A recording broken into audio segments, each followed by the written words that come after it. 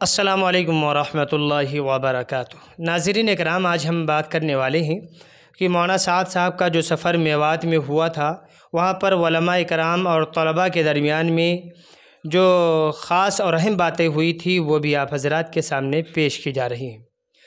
ناظرین اکرام، جیسا کہ آپ لوگوں کو معلوم ہے کہ مولانا سعد صاحب کا کچھ دن پہلے میوات علاقے کا سفر ہوا۔ مولانا سعد صاحب کا میوات جانا ہر سال ہوتا رہتا ہے، کیونکہ وہاں سے بہت ہی تعلق اور لگاؤ ہے۔ وہاں کے لوگ مولانا سعد صاحب کو بہت چاہتے ہیں۔ اس سے پہلے ان کے دادا مولانا یوسف صاحب سے بہت تعلق تھا، مولانا الیاس صاحب رحمۃ اللہ علیہ سے بھی بہت گہرا تعلق تھا، کیونکہ مولانا الیاس صاحب رحمۃ اللہ علیہ نے اس دعوت و تبلیغ کے کام کو میوات کے ذریعے سے شروع کیا تھا۔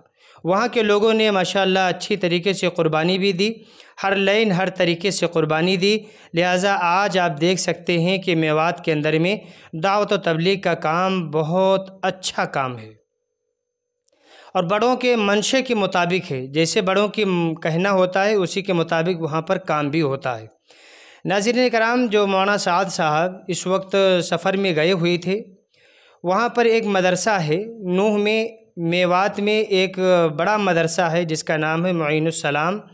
وہاں پر ختم بخاری کا موقع تھا۔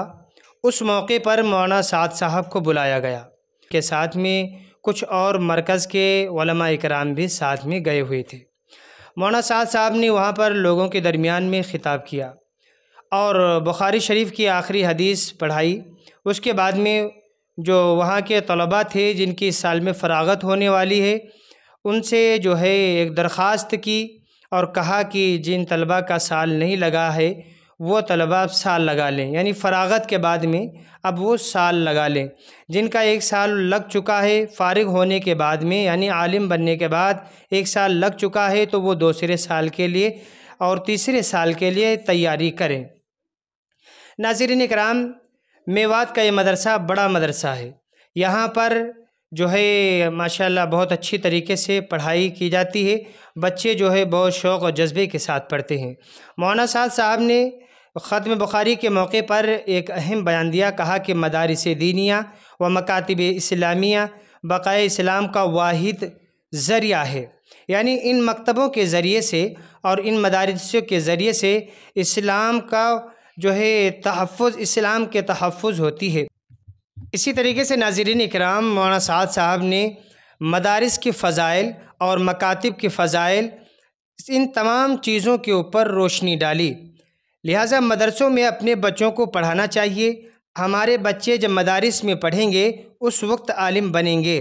ناظرین اکرام، ہم آپ کو بتا دیں کہ اس وقت میں جب ختم بخاری کا موقع تھا، ہزاروں کی تعداد میں علماء اکرام بھی تشریف لائے تھے۔ اسی طریقے سے عوام الناس بہت کثیر تعداد میں وہاں پر حاضر تھے۔ مولانا سعد صاحب نے سب کے سامنے یہ بات رکھی کہ اپنی زندگی میں دین کو داخل کریں۔ ناظرین اکرام، میوات کے لوگ بہت خوش تھے۔ کیوں نہ خوش ہوں، کیونکہ مولانا سعد صاحب جو ہے میوات کو ہمیشہ جاتے آتے رہتے ہیں۔ وہاں سے مولانا سعد صاحب کا اچھا تعلق لگاؤ ہے۔ مولانا سعد صاحب ابھی اجتماع ہوگا، اس میں بھی مولانا سعد صاحب انشاءاللہ پہنچیں گے۔ دعا کریں اللہ تبارک و تعالیٰ ان تمام مدارسوں کی حفاظت فرمائے، مکاتبوں کی حفاظت فرمائے اور مدارس، مساجد، مکاتب کو آباد فرمائے۔ السلام علیکم ورحمۃ اللہ وبرکاتہ۔